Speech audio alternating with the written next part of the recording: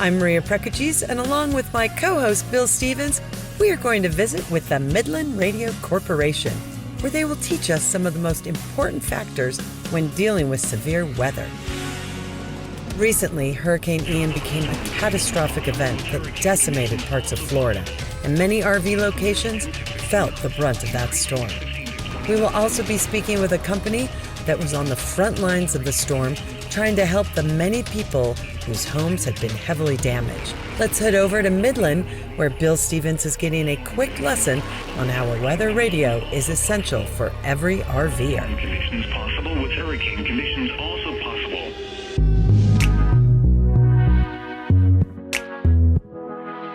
We're here in Kansas City at Midland Radio Corporation, and this is Bruce Jones.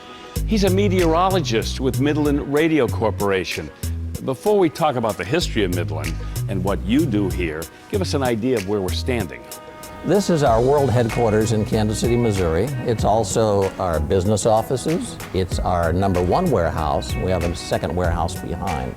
A lot of the activity in the background is fulfillment for orders that have come in either directly through us or through Amazon. Let's talk a little bit about the history of Midland. Take us back. How did this all begin? You know, Midland Radio goes back to 1959, so we've been around a long time, and our name brand has built up over all those years.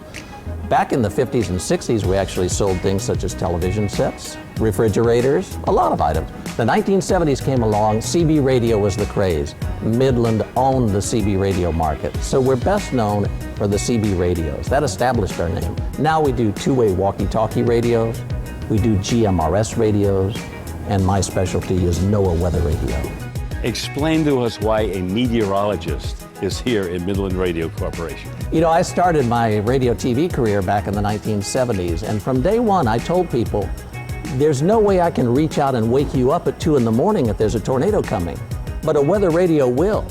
And when that weather radio goes off, then you tune to my station and I'll walk you through the storm. The great thing about an emergency crank radio like this is that you can generate your own electricity.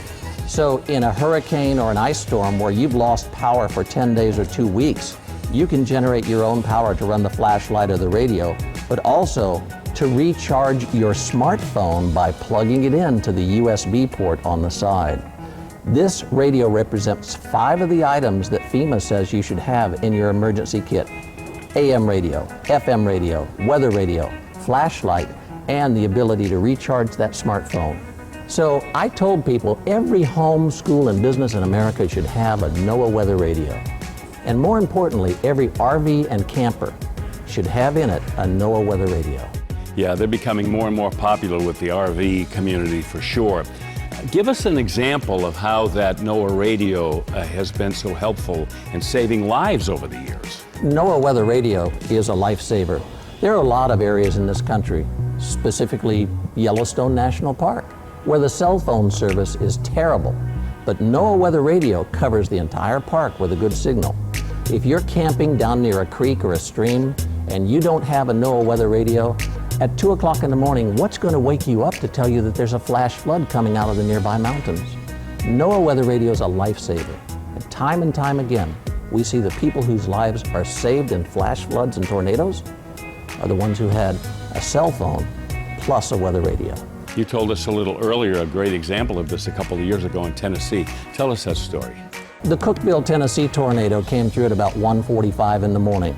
People went to sleep thinking that their cell phones would wake them up if there was a tornado warning. Well, a tornado came and the cell phone towers failed. 19 people died in Putnam County from an F4 tornado at 1:45 in the morning. Had they had a NOAA weather radio, they would have received a warning 10 minutes before that tornado hit their home.